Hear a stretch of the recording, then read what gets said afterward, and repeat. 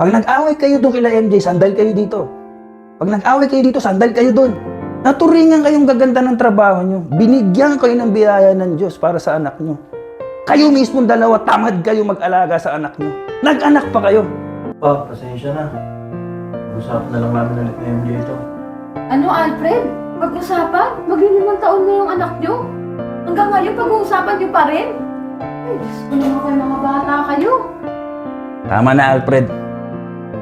Bukas na bukas din, sasamahan kita maghanap ng maupahan nyo. Again, MJ, pasensya ka na. Kumuha rin kayo na mag-aalaga ng anak nyo. Panahon na, Alfred, para tumayo ka sa sarili mong paa. Kung inaakala mo na nakakatulong masyado dito yung binibigay nyo, pues hindi. Ang laki nyong perwisyo sa amin. 70,000 pala sinasahod nyo. Ako wala pang 20 monthly. Malusog ang nanay at kapatid mo. Kayo 70,000? Nagsisilipang kayo. Negosyo? Travel? Ngayon, kung hindi ka pa rin makikinig, kayong dalawa, ha? Maghiwalay kayo na maaga. Para maaga ka makakuha, maaga ka rin makakuha, at maaga kayo makarecover.